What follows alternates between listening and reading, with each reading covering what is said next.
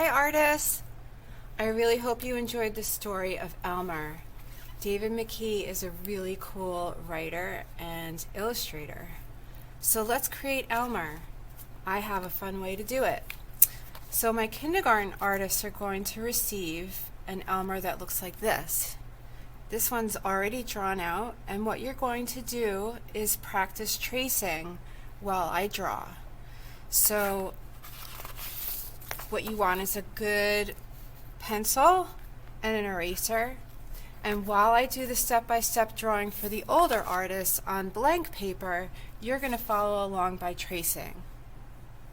Alright, so take a minute to grab that Elmer sheet and come back to the video. And start by creating an arc in the center of your page, which creates Elmer's back.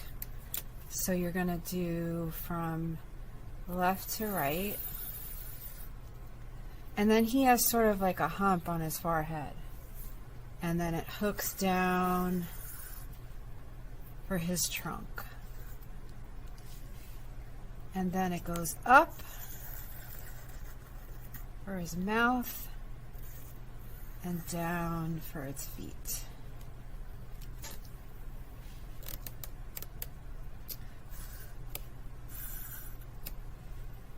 And then we're going to go into an L or a Z shape, and it looks almost like Elmer is walking, which is kind of interesting element to your drawing.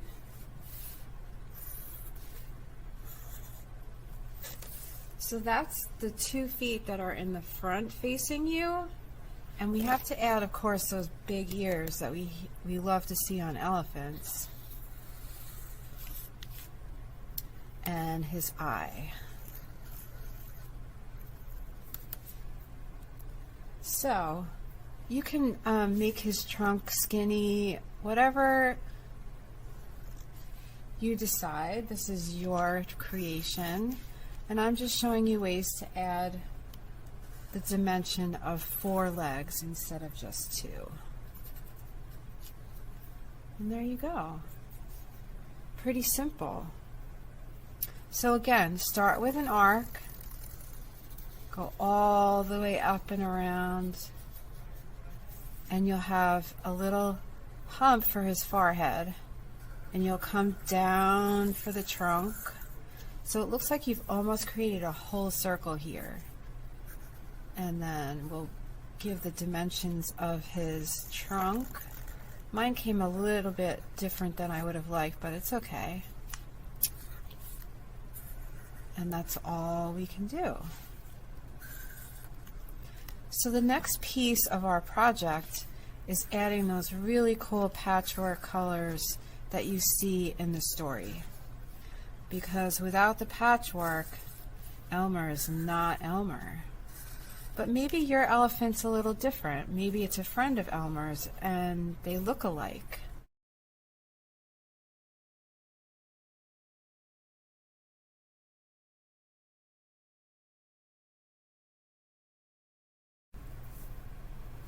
So now it's time to add some really neat color elements to Elmer, just like in the book.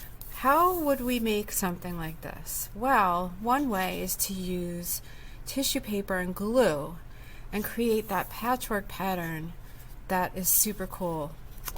So on your Elmer drawing, make sure that you have outlined your pencil drawing with a Sharpie. And the reason why we want to use a Sharpie is so that when we apply the color elements, the ink doesn't run. So make sure you use a Sharpie. If you use a regular marker, no worries, just go right over it with the Sharpie and you'll be good to go. Just know that you might see a little black marker run through, but it's okay.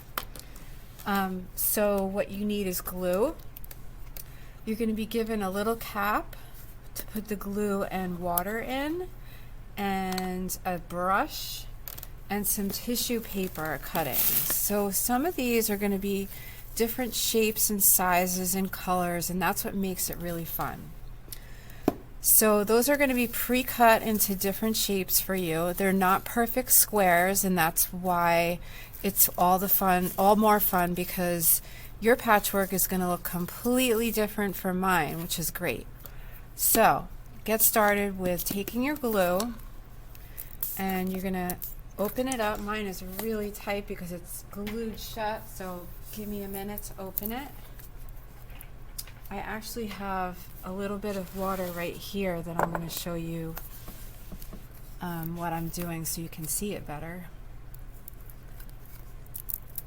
Your glue will be open, the caps will be open so you can pour them in easily. And you're just going to pour a little bit, okay? I'm doing a little bit extra just to get this going visually. And you're going to stir it up with your brush, very gentle. And again, you're only filling a cap, so you won't have as much. But it is fun to do. Can be messy, but that's good.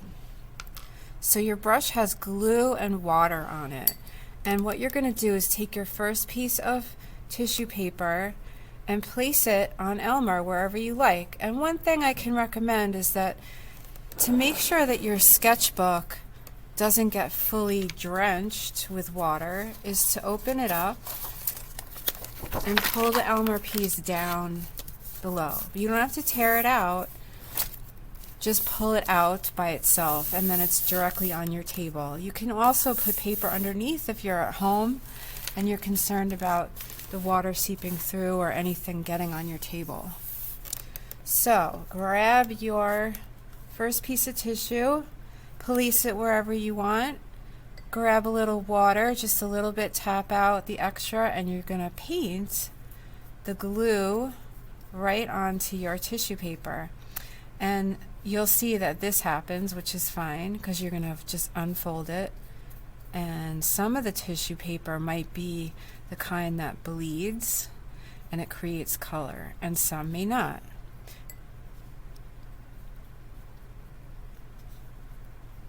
And you'll go again with a different color and place it wherever you like. And you can overlap.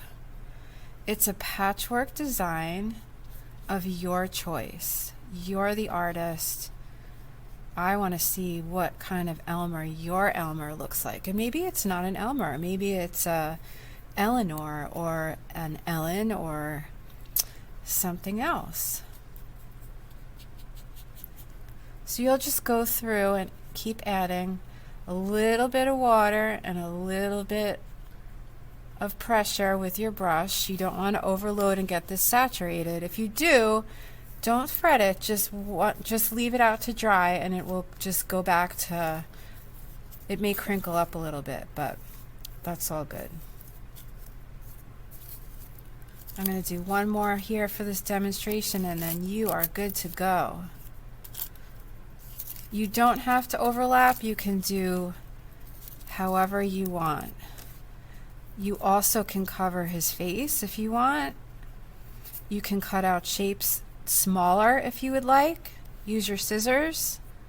The creative freedom for you is the sky's the limit. And if they crumple up, they crumple up. You can use your fingers to pat it down. If you want to cover up those crumples, all you need to do is go back at it. The last step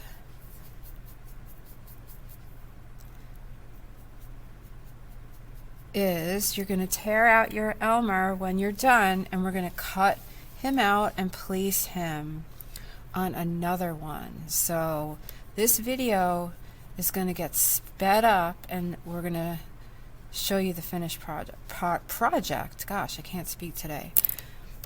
So have fun with this. Fill your whole Elmer. If it goes outside his lines, that's fine, because you're going to be cutting this up when it's dry around the lines and placing it in a frame that you make. Have fun, artists.